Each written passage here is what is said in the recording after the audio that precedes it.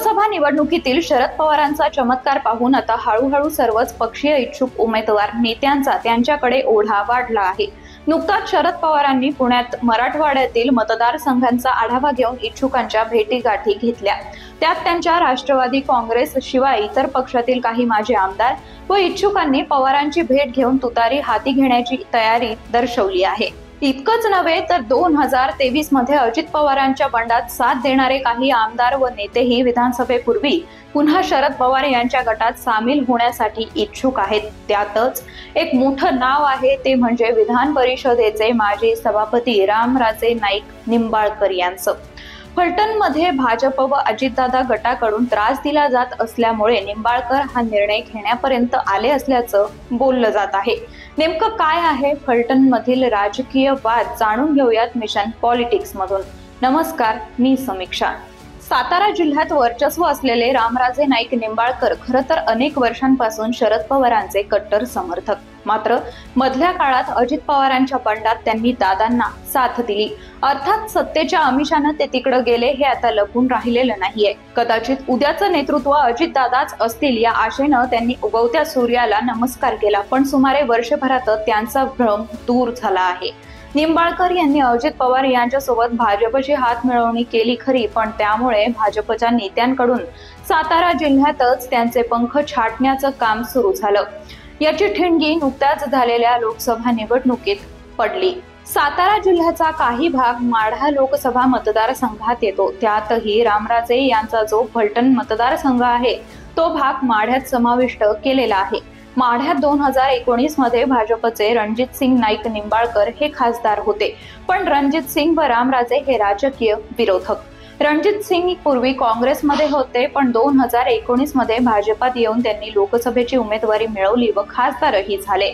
त्या विरोधी रामराजे विरोधातच असल्यामुळे त्यांनी रणजितसिंग यांना पाडण्याचे खूप प्रयत्न केले, पण उपयोग झाला नाही। आता रामराजे अजितदादा गटात आहेत, त्यांची भाजपशी युती आहे, त्यामुळे आम्हाला विश्वासात घेतल्याशिवाय माढा लोकसभेचा उमेदवार ठरवू नका असा इशारा रामराजेंनी दिला होता। अर्थात विद्यमान खासदार असले तरी रणजितसिंग यांना उमेदवारी देऊ नका असा रामराजेंचा आग्रह होता, मात्र ना भाजपनं त्यांचं ऐकलं ना अजितदादांनी। त्याच वेळी आमचा शब्द मानणार नसाल तर मग आम्ही तुतारी हाती घेऊ शकतो असा इशारा रामराजे यांनी दिला होता। तेव्हा उपमुख्यमंत्री अजित पवार यांनी रामराजेंची समजूत काढली होती, त्यामुळे तेव्हा ते शांत बसले। मात्र लोकसभेत जे करायचं ते काम त्यांनी केलं। परिणामी भाजपचे रणजितसिंग नाईक निंबाळकर पराभूत झाले व शरद पवार गटात गेलेले धैर्यशील मोहिते पाटील विजयी झाले। मोहिते पाटलांना रामराजेंकडून थेट मदत मिळाल्याचं सांगितलं जातंय। आता विधानसभेची चर्चा सुरू झाली आहे। फलटणमध्ये आम्ही सांगतो तोच उमेदवार द्या असा रामराजेंचा आग्रह आहे। सध्या इथं राष्ट्रवादीच्या अजितदादा गटाचे दीपक चव्हाण आमदार आहेत, पण एका पक्षात असूनही रामराजे यांच्याशी चव्हाणांचं जमत नाही। त्यामुळे यंदा चव्हाणांना उमेदवारी देऊ नका अशी रामराजेंची मागणी आहे। पण अजितदादांनी या विरोधाला न जुमानता नुकत्याच एका मेळाव्यात चव्हाणांची उमेदवारी जाहीर केली। त्यामुळं रामराजे पुन्हा संतापले। आमच्या शब्दाला किंमतच नसेल तर मग अजितदादांसोबत राहून काय उपयोग असा प्रश्न त्यांनी मेळाव्यात उपस्थित केला। यातून ते शरद पवार गटात जाणार असल्याची चर्चा आता सुरू झाली आहे। काही दिवसांपूर्वीच रामराजेंनी शरद पवार यांची भेटही घेतली होती। शरद पवार हे आमचं दैवत आहे असं वक्तव्यही त्यांनी केलं होतं।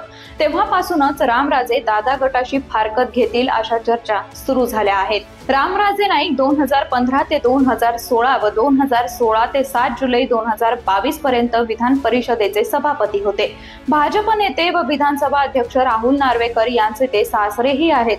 त्यांना फलटणमधून निवडणूक लढवायची आहे। अजितदादा गट उमेदवारी देण्यास तयार नसल्यानं ते शरद पवारांच्या पक्षाकडून तिकीट मिळवण्याच्या तयारीत आहेत। एकूणच नगर जिल्ह्यातील निलेश लंकेंप्रमाणेच फलटणचे रामराजे निंबाळकर यांच्यासारखे अनेक दिग्गज नेते आमदार आता विधानसभेच्या तोंडावर अजितदादा गटाची साथ सोडून पुन्हा शरद पवारांच्या तंबूत परतण्याच्या तयारीत आहेत। त्यामुळं दादा गटाचं भवितव्य अडचणीत आल्याचं मानलं जात आहे।